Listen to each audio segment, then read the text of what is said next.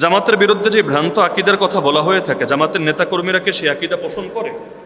যেই ভ্রান্ত আকীদার কথা বলে, অনেক আকীদার কথাই শুনি আসলে। এই যেমন গতকাল না পরশুদিন ঢাকায় একটা কাউন্সিল করলো বাংলাদেশে বিশেষ একটা ইসলামী দল।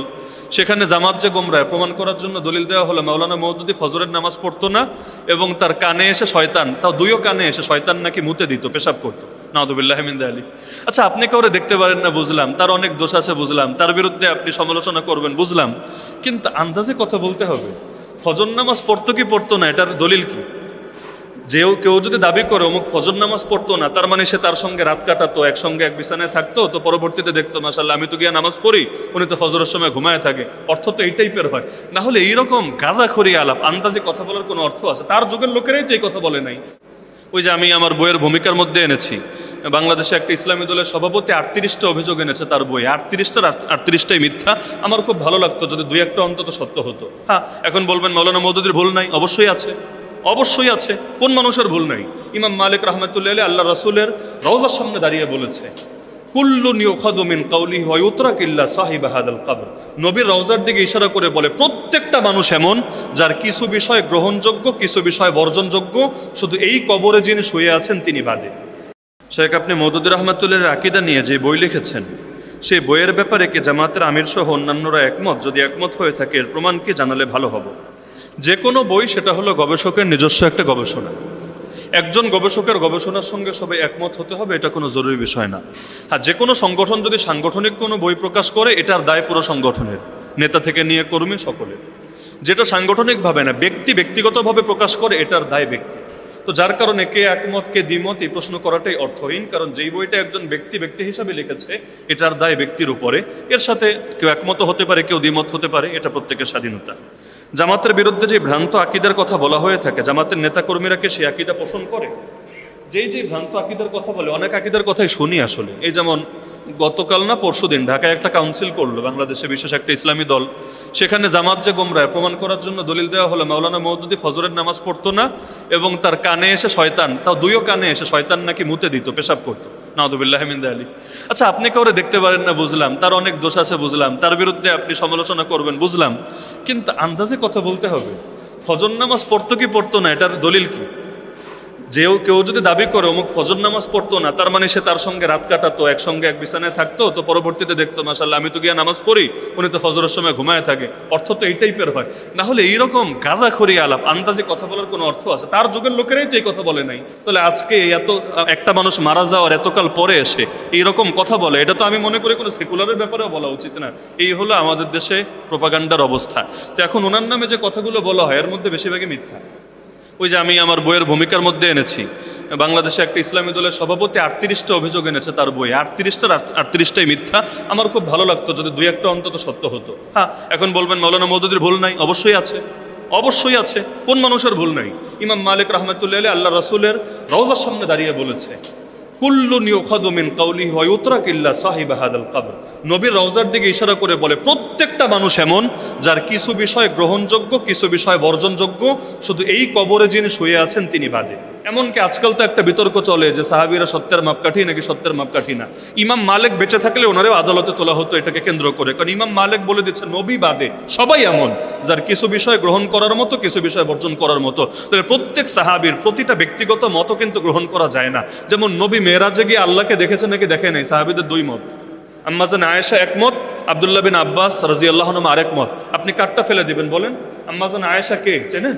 আল্লাহ রসুলের সহধর্মিনী এবং এত বড় মুফতি, ওমরের মতো সাহাবী ঠেকায় পড়লে তার থেকে ফতোয়া নেওয়া লাগতো। আর আব্দুল্লাহ বিন আব্বাস কে?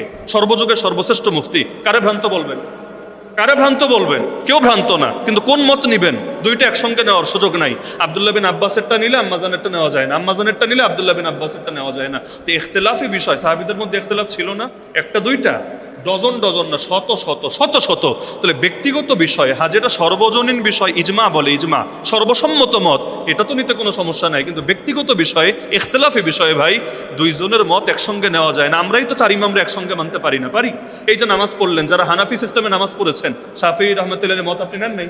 যারা শাফিঈ সিস্টেমে নামাজ পড়েছেন, হানাফি ইমাম আবু হানিফার মত আপনি নিতে পারেন নাই, কিন্তু শ্রদ্ধা তো উভয়কেই করি আমরা। এমনকি শরীয়ত, আমরা সব নবীর উপর ঈমান আনি, কিন্তু শরীয়ত কাটটা মানি? নবী মুসারটা, নবী ঈসারটা, না, মুহাম্মদুর রাসূলুল্লাহ সাল্লাল্লাহু আলাইহি ওয়াসাল্লামেরটা। এজন্য ঈমান সবার উপর রাখি, শ্রদ্ধা সবাইকে করি, ভালো সবাইকে বাসি, কিন্তু সবার শরীয়ত সবার বিধিবিধান নেওয়া যায় না, এটা একজনেরটা নিতে হয়। তো যার কারণে যে আকীদাগুলোর দাবি তোলা হয় এর মধ্যে বড় একটা অংশই আসলে সত্য না, আর অন্যরা পোষণ করা তো দূরের কথা। সবচাইতে বড় অভিযোগ দুইটা, তারা নবী বিদ্বেষী, তারা সাহাবী বিদ্বেষী, সবচাইতে বড় অভিযোগ। আপনি রাস্তাঘাটেও যত কর্মী পাবেন ধৈর্য ধৈর্য জিজ্ঞেস করেন তো, নিজেই যাচাই করে নিয়েন, আমার বলে দেওয়া লাগবে না কে কে নবীর বিদ্বেষী, কে কে সাহাবীদের গালি দেয়, কে কে বিভিন্ন নবীরা পাপী মনে করে। আপনি রাস্তাঘাটে যাদেরকে পান এদেরকে ধৈর্য জিজ্ঞেস করে দেখেন। তো যার কারণে কে কারে কি বললো এটা আমার দেখার বিষয় না। ইমাম বুখারীও ইমাম আবু হানিফারে ভালো বলতেন না, জানেন এটা? বুখারী শরীফ পড়লে দেখবেন ইমাম বুখারী ইমাম আবু হানিফারে বড় হুজুর দূরের কথা, ছোট হুজুরও মনে করতো না। কালা বাজুন নাস বলতো, আরে এক লোকে বলেছে আর কি। তাহলে ইমাম বুখারী আবু হানিফারে ছোট মনে করতো দেখে আবু হানিফা আসলেই ছোট, তাই না?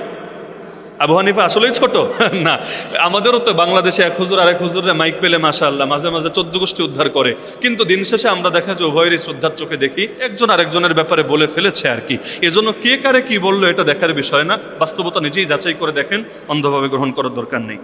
জামাত পালন করে, তাহলে জামাত কেন জাতির সামনে সহি আকীদাগুলো তুলে ধরে না?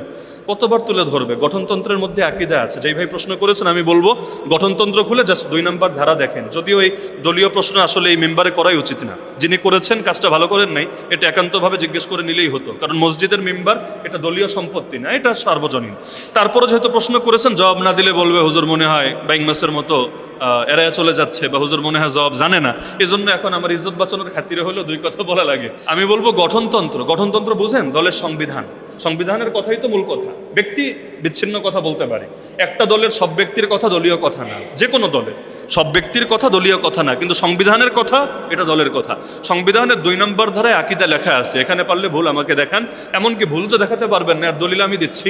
আপনি আর কত বড় হুজুর হয়েছেন, এই সংবিধান যখন লেখা হয় ওই সময় মাওলানা মনজুর রহমান রহমতুল্লাহ আলী সহ সৈয়দ আবুল হাসান আলী নদী রহমতুল্লাহ আলী সহ ওনারাও জামাতের সদস্য না, কেন্দ্রীয় দায়িত্বশীল। এবং মাওলানা মনজুর রহমান নিজে বই লিখেছেন মাওলানা মওদুদি কে সাথ মেরি রিফাকত কি সারগুজাশত, এখানে তিনি স্বীকার করেছেন যে সংবিধান প্রণয়নের পরে আমাদেরকে জিজ্ঞাসা করা হয়েছিল যে আপনাদের কোনো দ্বিমত আছে কিনা। তো তখন আমরাই সিদ্ধান্ত নিয়ে একমত হয়েছি না, সংবিধান যেটা আছে পারফেক্ট, এখানে সমস্যা নাই, এখানে ঠিক করার মতো কোনো বিষয় নেই, সব ঠিক আছে।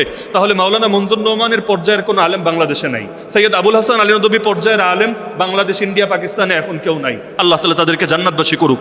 ওনারা পরবর্তীতে ওনারা জামাত থেকে বের হয়েছেন, সেটা ভিন্ন আলাপ, কিন্তু সংবিধান বা গঠনতন্ত্র নিয়ে সব প্রশ্ন তোলার কোনো সুযোগ নাই। তাহলে গঠনতন্ত্রের আকীদা যেটা, এটাই তো আকীদা। ব্যক্তি ভুল করতে পারে, গঠনতন্ত্রের আকীদাই তো আকীদা। সুতরাং আন্দাজে কথা বলা থেকে সাবধান, প্রতিটা অপবাদের ব্যাপারে আল্লাহর কাছে জিজ্ঞাসিত হতে হবে। আল্লাহ আমাদের সবাইরে মাফ করুন, আমিন। আরো 2-1টা প্রশ্ন আছে, এগুলো আগামী সপ্তাহে দেব ইনশাআল্লাহ। সুবহানাল্লাহি ওয়া বিহামদিহি সুবহানাকাল্লাহুম্মা বিহামদিক আশহাদু আল্লা ইলাহা ইল্লা আনতা আস্তাগফিরুকা ওয়া আতুবু ইলাইক। আচ্ছা, এক ভাই জিজ্ঞেস করেছেন যে আমার একটি সেভিংস ব্যাংক অ্যাকাউন্ট আছে, গত 1 বছরে ব্যাংকে আমার অ্যাকাউন্টে মোট 1739 টাকা ইন্টারেস্ট অর্থাৎ সুদ জমা হয়েছে। একই সময়ে ব্যাংক বিভিন্ন সার্ভিস বা অন্যান্য চার্জ বাবদ আমার অ্যাকাউন্ট থেকে মোট 1346 টাকা কেটে নিয়েছে। এখন আমার প্রশ্ন হলো, শরীয়তের দৃষ্টিতে আমার কি ব্যাংক থেকে পাওয়া সম্পূর্ণ 1739 টাকা আলাদা করে বের করে দিতে হবে, নাকি যেহেতু ব্যাংক ইতিমধ্যে 1346 টাকা চার্জ হিসেবে কেটে নিয়েছে তাই ইন্টারেস্টের 1739 টাকা থেকে 1346 টাকা বাদ দিয়ে অবশিষ্ট 393 টাকা আলাদা করে দিতে হবে? এক্ষেত্রে শরীয়তসম্মত সঠিক পদ্ধতি কি, দয়া করে বিস্তারিত জানালে উপকৃত হব। গুরুত্বপূর্ণ বিষয়, এই সন্দেহে অনেকেই ভোগে, করের ক্ষেত্রেও ভোগে। কর যখন দেয় অনেকে এটা যাকাত থেকে মাইনাস করে। একইভাবে ইন্টারেস্টের ক্ষেত্রে মনে রাখবেন, ইন্টারেস্টের চুক্তিটাও হারাম, ইন্টারেস্ট দেওয়া নেওয়া এটাও হারাম। ইন্টারেস্ট যতটুকু আপনার অ্যাকাউন্টে অ্যাড হয়েছে পুরোটাই সওয়াবের নিয়াত ছাড়া দায় মুক্তির নিয়তে দান করে দিতে হবে। এবং মসজিদে না, বরঞ্চ জাকাতের যে খাতগুলো আছে গরিব মিসকিন অসহায় এদের মধ্যে দান করে দিতে হবে। চার্জ যেগুলো কাটে এটা আপনি ব্যাংকের সঙ্গে আলাদা করে চুক্তিবদ্ধ, এই টাকা দিতে আপনি বাধ্য। যেমন আপনি এটিএম কার্ড ব্যবহার করেন, আপনাকে চার্জ তো দিতেই হবে। আরও বিভিন্ন আপনার SMS ফি এই সেই হাবিজাবি আসে, চার্জ তো দিতেই হবে। এই চার্জ আপনি কোনোভাবেই সুদ থেকে কাটতে পারবেন না, এটা আপনার কাঁধে প্রাপ্য, আপনি এটা দিতে বাধ্য। যদি আপনি সুদ থেকে কাটেন তাহলে এর অর্থ হবে যে আপনি সুদের ওই অংশ নিজে ভোগ করেছেন, নিজে খাওয়া যেই কথা, রিক্সা ভাড়া দেওয়া যেই কথা, আর সেটাকে চার্জ বাবদ বা অন্য কারো বেতন বাবদ দেওয়াও ঘুরে ফিরে সেই জেইলাও সেই কদু একই কথা। সুতরাং এই 1346 টাকা সামান্য টাকা আপনি এটা চার্জ বাবদ কাটবেন না। যদি চার্জ বাবদ আপনি এটা দেন তাহলে ইন্টারেস্ট এই এই পরিমাণ আপনি ভোগ করেছেন, এটাই সাব্যস্ত হবে। কিয়ামতের দিন 1 টাকাও যদি ইন্টারেস্ট আপনার আমলনামায় থাকে, জান্নাত কঠিন হতে পারে। সুতরাং এই সামান্য 1346 টাকার জন্য নিজের জান্নাতকে কঠিন করার কোনো দরকার নেই। অনেক কওমি মাদ্রাসায় দেখা যায় টুপি, পাঞ্জাবি ও চুলকাটা নিয়ে ছাত্রদেরকে কঠিন শাস্তি দেয়। তারা বলে 5 কুল্লি টুপি এবং লম্বা জামা পরা সুন্নত, এই জন্য অন্যগুলো পরতে দেয় না। কোন টুপি এবং কোন পাঞ্জাবি পরা সুন্নত দয়া করে বলবেন। একটা জিনিস মাথায় রাখবেন, যে কোনো প্রতিষ্ঠানে ইউনিফর্ম কি হবে এটা তারা নির্ধারণ করার অধিকার রাখে। শরীয়তে নিষিদ্ধ কিছু রং ছাড়া যে কোনো রঙের জামা পরা যায়, কিন্তু আমি যদি আইন করি আমার প্রতিষ্ঠানে সবাই সাদা জামা পরবা, সাদা জামা সাদা প্যান্ট পরবা, এটা পড়তে ছাত্র আবাধ্য। কেন? কারণ যখন ভর্তি হয়েছে একটা ফর্মে সাইন করে না, নিজেও করে, অভিভাবকও করে, সেখানে কিন্তু এই জাতীয় কথা থাকে যে প্রতিষ্ঠান তাকে যত বৈধ আদেশ দিবে মেনে নিতে বাধ্য। আপনি তো এই চুক্তি মেনে, এই ওয়াদা করেই তো ভর্তি হয়েছেন, কেউ তো বাধ্য করে নাই ভর্তি হতে। আপনার যদি মনে হয় এই প্রতিষ্ঠানের ইউনিফর্ম ভালো না, তো আরেকটা জায়গায় ভর্তি হন, প্রতিষ্ঠানের তো অভাব নাই। কোনো প্রতিষ্ঠানে ভর্তি হওয়ার মানেই এটা যে আপনি লিগ্যাল যে কোনো বিষয়ে, বৈধ যে কোনো বিষয়ে তাদের সিদ্ধান্ত আপনি মেনে নিয়েছেন। তো কোনো প্রতিষ্ঠান যদি আইন বানায় যে 5 কুল্লি পড়তে হবে, যদি আমি নিজে 5 কুল্লি পড়ি না এবং 5 কুল্লি পড়লে বেশি ফজিলত, এটা কেউ মনে করলে আমি তারেও এই ক্ষেত্রে আমি দ্বিমত করব এবং কঠোরভাবে বোঝাবো। কারণ আল্লাহ নবী যেটা সীমাবদ্ধ করে নাই, তোমার সীমাবদ্ধ করার অধিকার দিয়েছে কে? কেউ যুক্তি দেয় 5 কুল্লি মানে ইসলামের 5 ভিত্তি, কালেমা, নামাজ, রোজা, হজ, যাকাত, এই 5 ভিত্তি, এজন্য 5 কুল্লি। তাহলে তাওহীদ মানে তো এক। ওই যে মানুষ মরার সময় অনেক সময় ইশারা দেয়, আমরা আশহাদু আল্লাহ ইলাহা বলার সময় এক ইশারা দেই, তাহলে তো ভাই 1 কুল্লি টুপি বানাতে হবে। তাওহীদের মধ্যে সবই তো আছে, তাওহীদের মধ্যে সব আছে না? আবার 5 কেন? ইসলামে 5-এর বাইরেও তো বিধান আছে, যেমন জিহাদ নাই 5-এর মধ্যে, অথচ নবী বলেন জিহাদ হলো ইসলামের সর্বোচ্চ শিখর, তাহলে 6 কুল্লি বানাও। এরকম যুক্তি দিয়ে কি ইসলাম চলবে? আল্লাহ নবী তার সাহাবীরা কি খালি 5 কুল্লি পড়তো? তো যার কারণে ইসলামে যেটা ব্যাপক সেটা ব্যাপকই থাকবে। কিন্তু প্রতিষ্ঠানের ইউনিফর্মের ক্ষেত্রে ব্যাপারটা আলাদা। কোনো প্রতিষ্ঠান চাইলে যা ইচ্ছা ইউনিফর্ম নির্ধারণ করতে পারে, এটা নিয়ে আলাদা আপনি তার বিরুদ্ধে ফতোয়ার কামান দাগানো এটা উচিত হবে না। আপনার ভালো না লাগলে আরেক প্রতিষ্ঠানে ভর্তি হন যেখানে পোশাকের ক্ষেত্রে উদারতা আছে। আমরা আমাদের চাচার কাছ থেকে জমি কিনেছিলাম 2010 সালে। আচ্ছা, তখন তারা আমাদেরকে জমির দলিল দেয় নাই, কিন্তু আমরা টাকা দিয়েছি। এখনো জমি নিয়ে ঝামেলা চলে, তারা এখন টাকা দিতে চায়। তারা কি এখন আমরা যে কয় টাকা দিয়েছি ওই টাকা দিবে নাকি তার থেকে বেশি দিবে? দয়া করে বলবেন, কারণ 2010 সালে টাকার দাম অনেক বেশি ছিল, এখন অনেক কম। এই কাগজের টাকা, ফিয়েট মানির এই একটা ঝামেলা। শুধুমাত্র জমি নিয়ে না, মনে করেন কেউ বিয়ে করেছে 71 সালে, মোহর দেয় নাই, এখন 2026-এ এসে মোহর দিবে। ওই সময় ধরেন সে 2000 টাকা মোহর লিখেছে, তখন 2000-ই বিশাল ব্যাপার। এখন যখন সে এসে মোহর দিবে, আমি যদি ফতোয়া দিই না রে ভাই 2000 দিলে হবে না, 2 লাখ দিতে হবে, কারণ এখন টাকার দাম পড়ে গিয়েছে, এই ফতোয়া এটা ঠিক হবে না। যেই ক্ষেত্রে আমরা টাকা নির্ধারণ করে দিব, টাকার সংখ্যা নির্ধারণ করে দিব, এখন টাকার মূল্যমান কমুক বা বাড়ুক, সেই ক্ষেত্রে আমাকে ওইটাই দিতে হবে, এখানে কম বেশি করার কোনো সুযোগ নাই। যেমন খেজুর দিয়ে কেউ যদি খেজুর কেনাবেচা করে, হাদিসের মধ্যে বলা হয়েছে যে 2 কেজি দিয়ে যদি 1 কেজি কেনাবেচা করে সুদ হবে, সুদ। তাহলে পরামর্শ কি? এখন একটা নিম্নমানের খেজুর, একটা ভালো মানের খেজুর, দুইটার তো রেট এক না, মার্কেট প্রাইস এক না, তাহলে অদল বদল করবো কিভাবে? নবী পরামর্শ দিয়েছে তোমারটা বাজারে বেচো, এরপর তুমি পয়সা দিয়ে ওইটা খরিদ করো, তাহলেই তো হয়ে গেল। কিন্তু অদল বদল করতে চাইলে সেখানে কম বেশ করার কোনো সুযোগ নাই। তো যার কারণে আপনার যদি এখন টাকা পয়সা দিয়ে জমি আবার এটা ফেরত নিতে হয়, তাহলে ওই সময় যত নির্ধারিত ছিল ওইটার কথাই আমরা বলতে পারবো। এখানে টাকার দাম কত কমলো, কত বাড়লো, বছরে মূল্যস্ফীতি কত % হলো, এগুলো আসলে এখানে বিবেচ্য হবে না। আর সেখানে যদি আপনারা স্বর্ণ দিয়ে হিসাব করতেন অথবা টাকার বদলে অন্য কোনো মূল্যমান আপনারা ধরে যদি লিখতেন, তাহলে আমরা বলতে পারতাম। যেমন অনেকে বিয়েতে মোহর নির্ধারণ করে যে টাকা না, মোহরে ফাতেমে দিব, এই শব্দই বলে মোহরে ফাতেমে দিব। তো মোহরে ফাতেমি তো শরীয়তে নির্ধারিত যে 500 দিরহাম, সেই ক্ষেত্রে এত গ্রাম আসে রূপা। তো ওইটা তো রূপার দাম তো সবসময় এক থাকবে না, রূপার দাম কম হবে বেশি হবে, আমরা এখন দিলে বাজার দর ধরে আমরা দিব। কিন্তু যখন টাকা লিখে দেয়, সংখ্যাটা লিখে দেয়, সেখানে আসলে মূল্যস্ফীতি তো প্রতিদিনও হতে থাকে। মানে শুধু 10 বছর হয়েছে বলে সংখ্যাটা বেশি দেখা যাচ্ছে, প্রতি বছরেও হয়, 6 মাসেও হয়। তাহলে আমরা ঋণের লেনদেনও করতে পারবো না, কারণ আপনারা আজকে টাকা দিব, 6 মাস পর আপনি যখন ফেরত দিলেন তখনও টাকার দাম পড়ে গেছে। তো টাকার দাম যদি পড়ে, আমি তো নেওয়ার সময় বেশি নিতে পারবো না, সুদ হয়ে যাবে। এজন্য টাকার লেনদেনে এটা সতর্ক থাকবেন। ইয়াজিদকে কাফের নাকি জালেম, এই ব্যাপারে আমাদের আকীদা কীরকম থাকা উচিত? ইয়াজিদকে আহলে সুন্নাত ওয়াল জামাতের অধিকাংশ ইমামই ডাইরেক্ট কাফের বলে না, জালেম বলে, ফাসেক বলে। হ্যাঁ, কাফের কেউ কেউ বলেছেন, আমি অস্বীকার করছি না, কিন্তু অধিকাংশ হকপন্থী মুহাক্কিক উলামায়ে কেরাম জালেম বলে, ফাসেক বলে। তো জালেম আর ফাসেক যদি বলে, হ্যাঁ, এখন জালেম আর ফাসেক এটা হালকা শব্দ না। জালেম আর ফাসিক এটা হালকা কোনো শব্দ না, কারণ কাফের হয়েও কেউ ইনসাফ করার কারণে, ভালো কাজ করার কারণে তার শাস্তি কমে যেতে পারে। যেমন আবু তালেব অমুসলিম হওয়ার পরেও জাহান্নামে সবচেয়ে কম সাজা তার। অপরদিকে জালেম, কেউ যদি কাউরে জানে মেরে ফেলে অন্যায়ভাবে, এটাও তো জুলুম।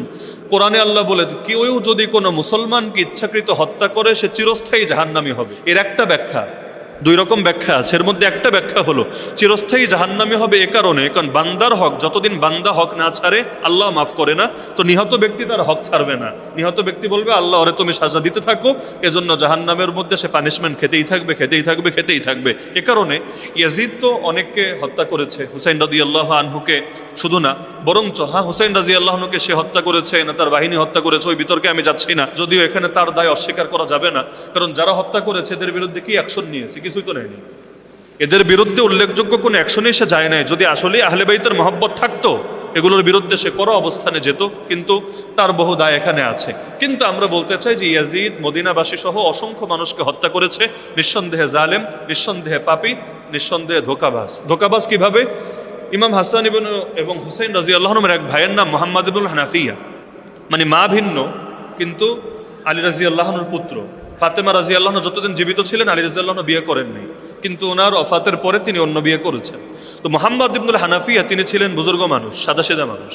তো বুজুর্গ মানুষদের একটা দিক হলো তারা নিজেরা যেমন ভালো সবাইরে ভালো মনে করে, এই জন্য দোকানদারেও ঠকায়, রিক্সাওয়ালাও ঠকায়, সবাই ঠকায়, কারণ সে যেহেতু ভালো সবাইরে ভালো মনে করে।